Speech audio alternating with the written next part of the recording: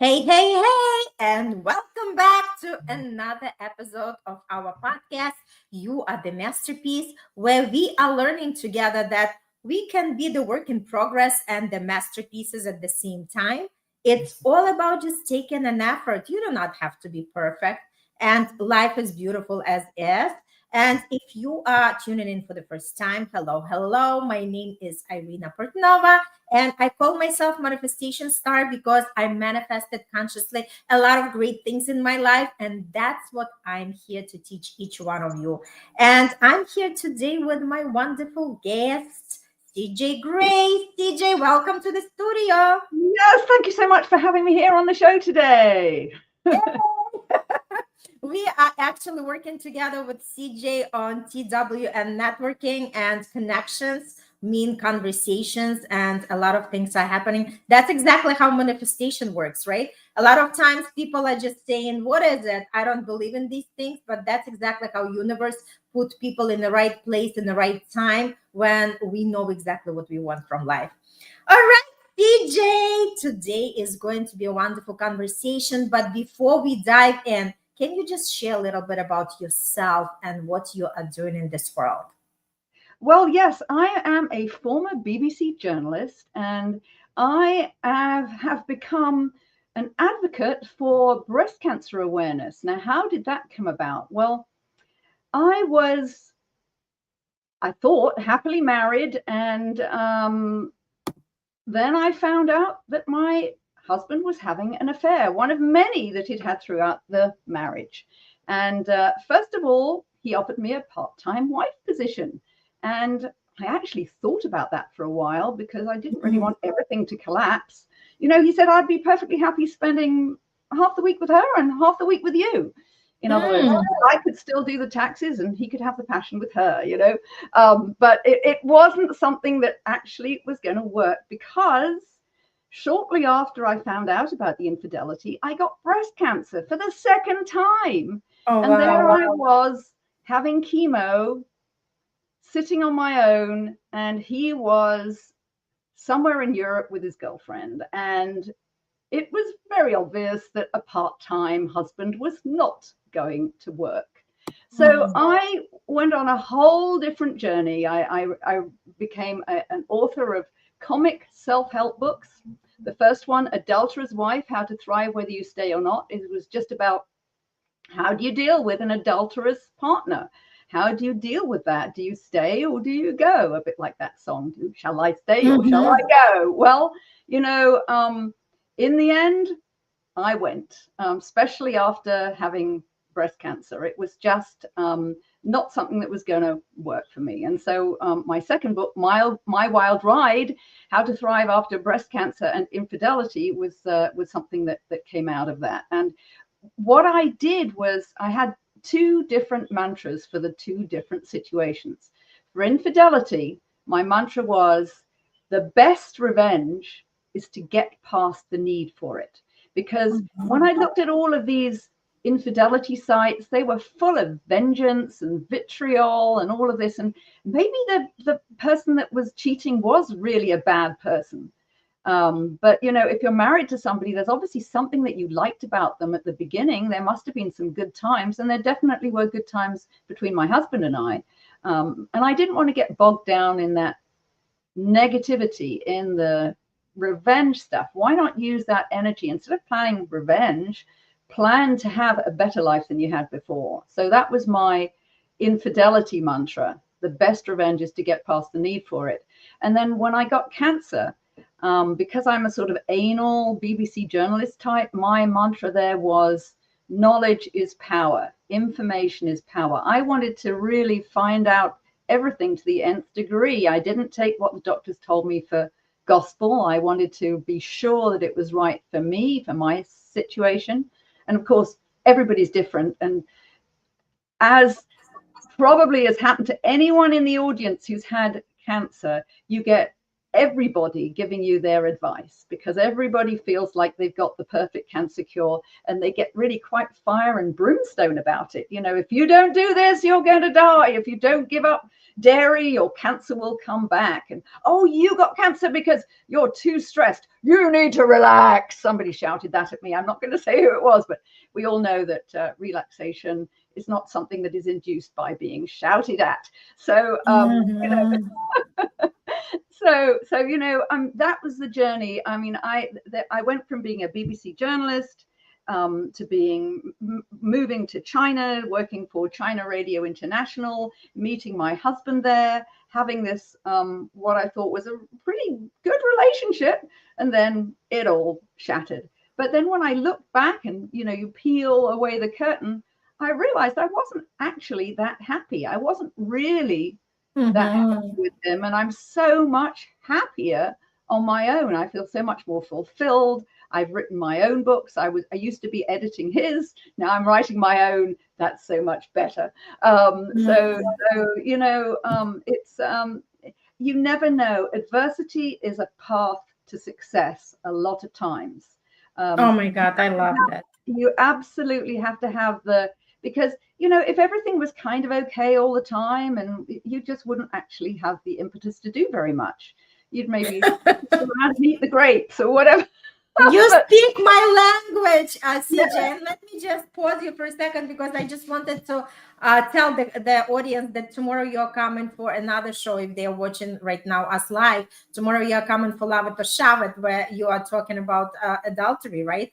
And it's a great yes, topic. And I can totally relate to what you're sharing because I just got divorced last year. And just like you are saying that it is a freedom, and once we understand that we are not happy where we were, that's the biggest thing, because a lot of times we just kind of like putting on that mask that everything is great, or like in my case I was connected all the time to the great times, not really looking at the pain, right? So, and again, we are here, like you mentioned, we are here to evolve and to grow. And how can we learn if we are not experiencing, right? So I love how you're sharing with the smile, because that's my attitude. It's like we do not have to sit and just, like grieve all the time. We can turn around and just laugh at our experience.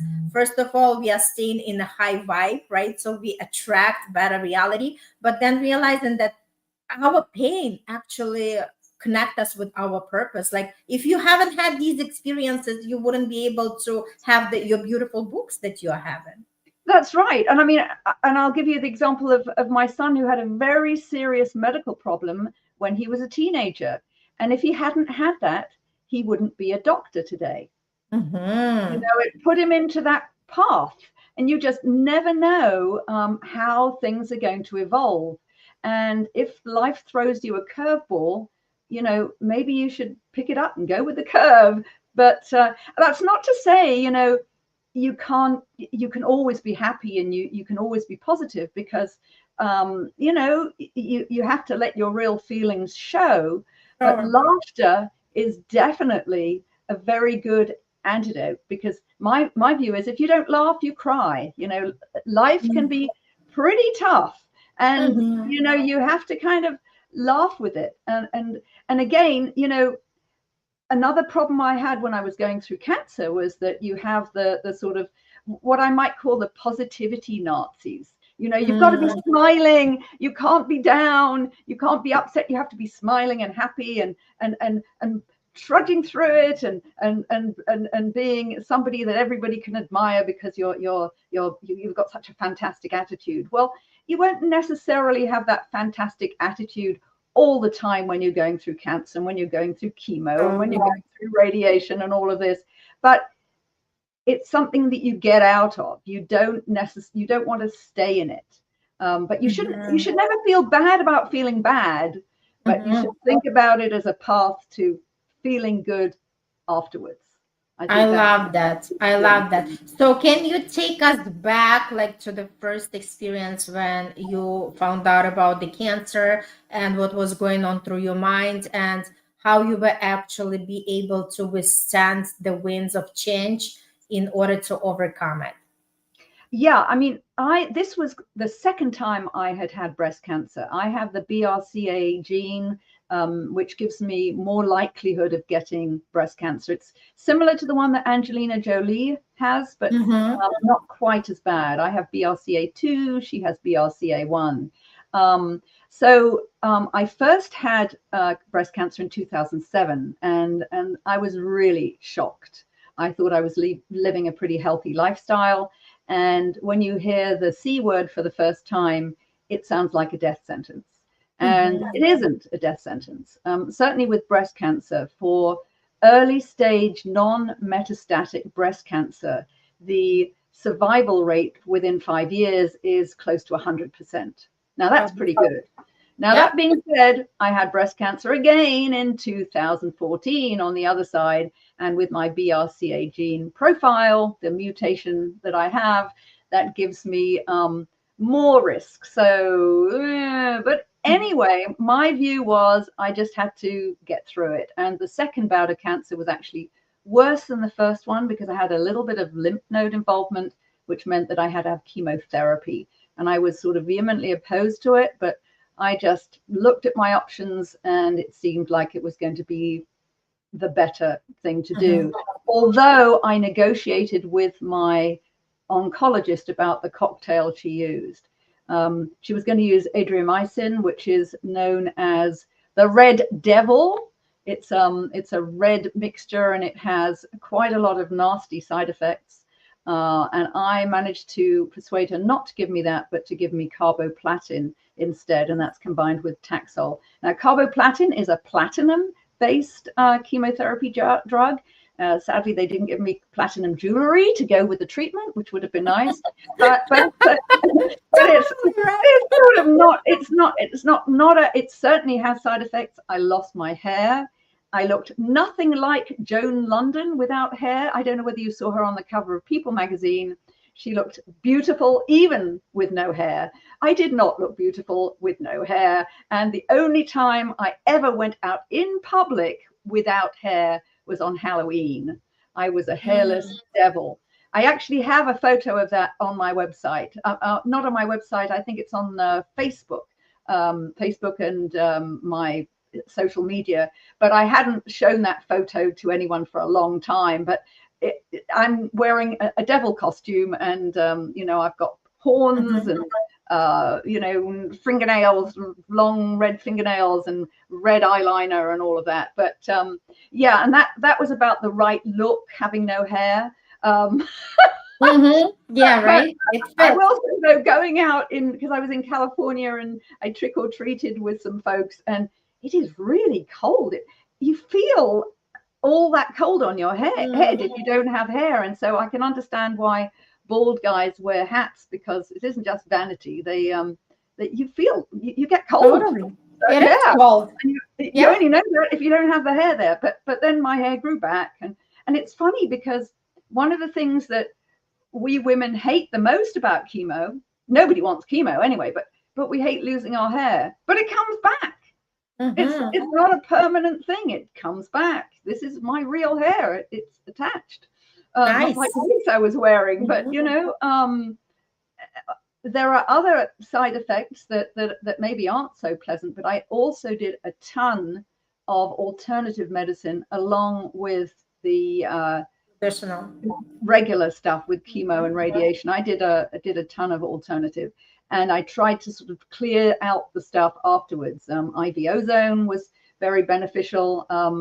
I had a Rife machine. I was using all this stuff. I didn't tell the doctors at the time. But what was really kind of interesting was throughout the chemo, I was using IV ozone, intravenous ozone. And I looked a lot better than the other folks in my group. I didn't have any of the skin problems. I wasn't, throwing up or any of those. I was actually doing okay. So much so that when I had to go and see my radiologist to plan the radiotherapy after the chemo, she looked at me and she said, "What have you been doing? You look too healthy to be on chemo. I hope you're not doing something to negate the effects of the chemotherapy." So in other words, she was telling me I didn't look sick enough. which Right. is kind of funny. I love her. She was a lovely lady, but I didn't say anything about what I was doing, and I didn't continue the IV ozone through the radiotherapy because that is more contraindicated. But even with the radiotherapy, I took a lot of supplements, bee pollen. I was exercising. I did qigong. I did a load of stuff to try to keep. And I used cream. There's some creams you can use that make things a lot better. Biofine was one that's imported from France, which is over the counter in France. They use it for burns and stuff. But over here, I think you need a prescription for it, but I think you can get it online. Biofine, Myoderm, there are a lot of creams you can use that actually make you a lot less uncomfortable if you have to go through radiation on the breasts. And another thing that I would say is that when I had a friend of mine who had gone through, I think it was throat cancer or something like that. And so when I told him I was going through radiation, he said, "Oh my God, radiation, that's the worst. I thought I was going to die when I had radiation. I couldn't swallow. I couldn't. So inspiring, huh? And if I hadn't already had, this was my second bout of radiation. If I hadn't already had it in 2007, I would have been absolutely terrified hearing that. Yes. But the fact is that radiation on your throat is a whole different animal to radiation on your breasts. It really, I wouldn't say it's a walk in the park, but it's nothing like as nasty as that kind of treatment. So in some ways, I was glad that the second time I had cancer, I was not glad, but it was actually a good thing in some ways that I'd already experienced cancer because it wasn't quite as scary. Although the fact that I had to have chemo that time, the second time, was scary. And the other thing that I was, because I thought, well, I've already had cancer. I've been there, done that. I've changed my diet. I have a healthy life. I take a lot of exercise. What the hell am I having cancer a second time for? But maybe it was all the stress because I had just gone through this major. That's what that came to my me. marriage, Yeah. It actually had the trigger. Yeah. Yeah. So, yeah, but it was, oh, geez. I mean, it's always scary. It's because you never know. And one thing that it does do is it reminds you that you have an expiration date. And so if not now, when? If not now, when? You don't know how long you've got on this earth. So you might as well do what you want now. What a beautiful message. Like, really, I want people to pause and reflect. Like, a lot of times they are saying, I don't have time to work on myself. I don't have the time to really do something that speaks to my heart. When I retire, when the kids go to college, and it's always like the excuses when we put things away for later, but we never know when later is, right? Yeah, I mean, if you're on your deathbed, are you going to be really, oh, I'm so glad I answered all those emails and that I cleaned the house and that I made all those dinners and stuff. No, you're going to say, oh, I'm really glad that I helped all these people to know about some of the things to do with breast cancer, for instance. I'm really glad I wrote the books. I'm really glad I had a loving relationship. I'm really glad that I was able to see my grandkids or whatever. You're not going to say that you're really glad you were able to get all the work done and do your taxes and that you filed it. Well, I mean, you should try and file your taxes on time, but it's not something you're going to be proud of when you're dying. Yeah, so it's all about like really understanding why we are here for, right? And everybody has the message inside of them. And once they realize, because like we said, our pain becomes our purpose and something that we have suffered and overcame, that could be something you can teach others to do. Yeah, that's it. And now, I mean, my main thing is I really love to tell people to get rid of their bras, because I did a lot of research for the My Wild Ride memoir about, what causes cancer, how can you, make yourself less likely to have it. And I found out from reading a book by, I'll show you the book here, Dress to Kill. What a title. The link between breast cancer and bras. Oh, wow. By Sydney Ross Singer. It's a great title. And he's done a lot of research, and there has been a lot of peer-reviewed stuff done about that link. And the link is stronger than the link between smoking and lung cancer. Can you imagine the link between bras and breast cancer? And there are numerous studies out there. I think there was one in 1990 from Harvard, for instance, that showed this. But sadly, if you Google the issue, the only study that comes up is the Hutchinson study from 2014. That is the only one that shows no link between bras and breast cancer. And the reason why is this. First of all, they had no real control group of women who didn't wear bras. They just had women who wear bras who haven't got cancer, women who wear bras who have got cancer.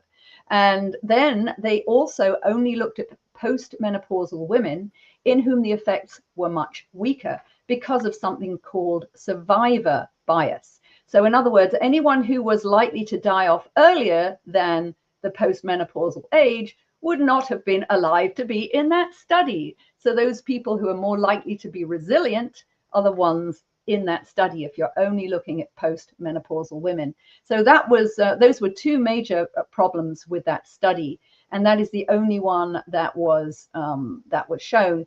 And it's interesting to know that there was a lingerie industry group that tried to prevent that book by Sidney Ross Singer being published. They tried to they were threatening to sue the publishers because they did not want that story out, because a lot of money is made from lingerie. Right. I also did another story, a different aspect to this that I have as a blog on my website, cjauthor.com, which is up there, cjauthor.com.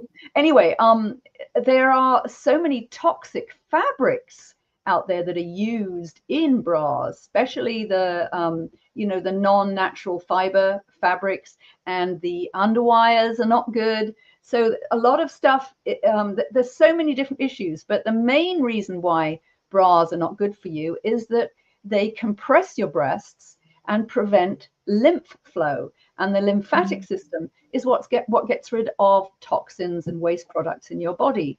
And where do these toxins and waste products tend to collect? In our fat tissue. And where do women have fat tissue? In our breasts. There they are.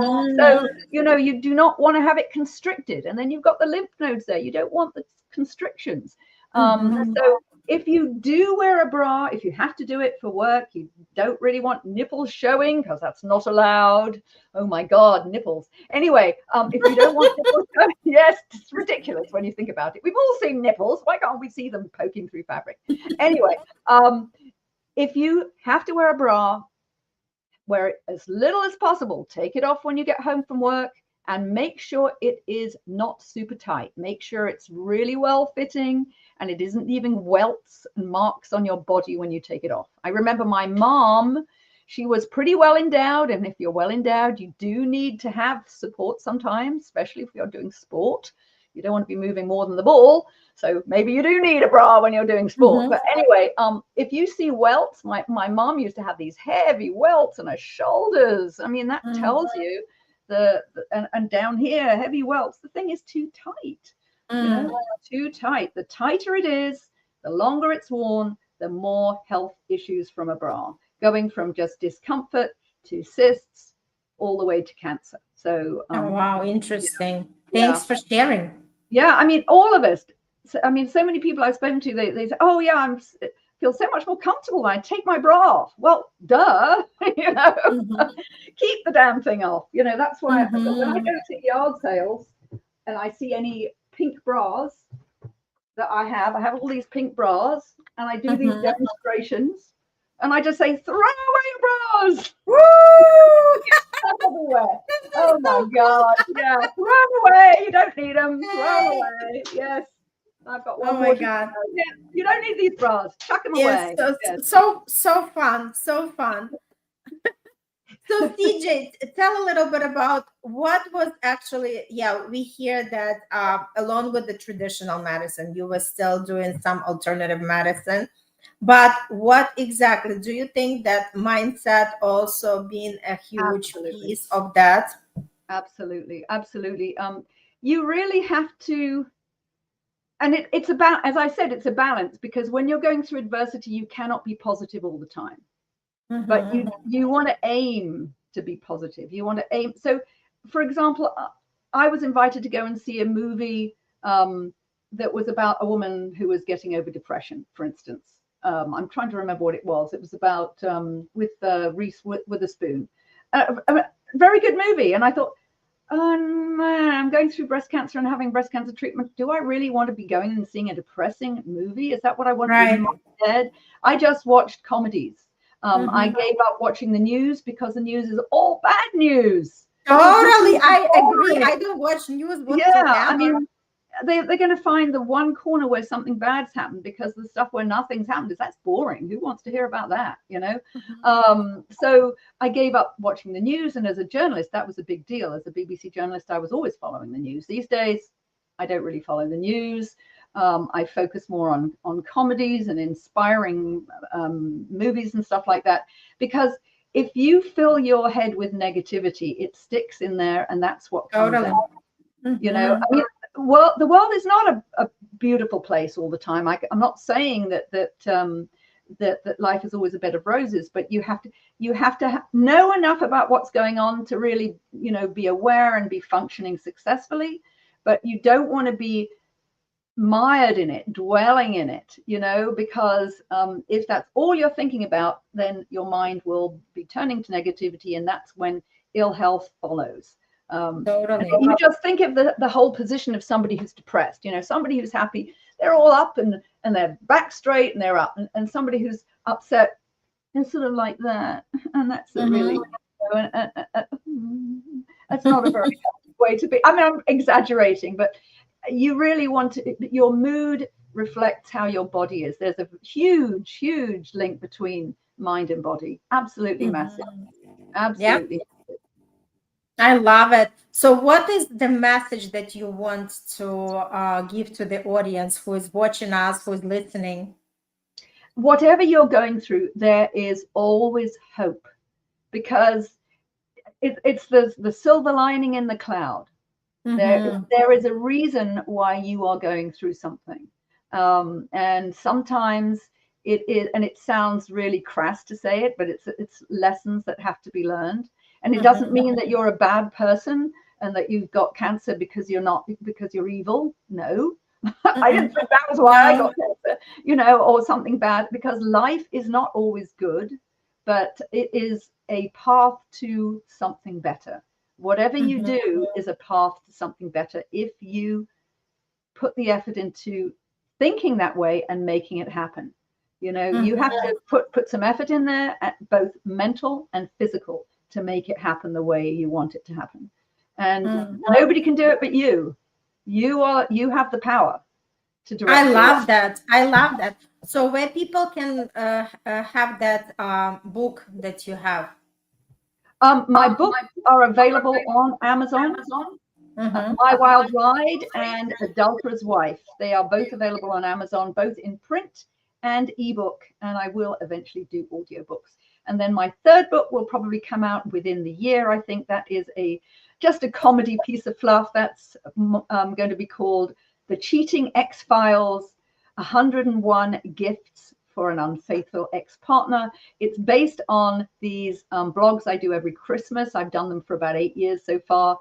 Whenever I find really weird, quirky objects, I put them in there, and I sort of make a reason why that would be a good gift for an unfaithful ex. And it's not, this is not a revenge thing, because some of these things are one of a kind, and I'm not suggesting you go and send a dead fish to your husband in the mail or anything like that. But totally, it's more just fun, jokey things. And in fact, I was thinking, right at the end of the book, I have a list of, you know, some of the top items. The item that's most likely to save lives, for instance, there's one item in there. The item that's that should be part of high school education. The item that that my granddaughter rejected, so it ended up in there. So, I just do it for laughs. It's designed to make people laugh, rather than make you think about how to have a nasty revenge on your ex-husband or ex-wife. That doesn't really, that usually reflects back on you. It's a total waste of energy. Use that energy for Yeah, moving forward. Yeah. absolutely. Love it. Well, CJ, it was a pleasure. Such a great episode. We had a lot of fun. We laughed. We just, sharing the perspective was very, very good. And thanks so much for coming. Thanks so much for just shining your light today. And we'll see you also on another talk show. All right. Yeah, So looking Irina, thank you forward. so much. It's been a blast.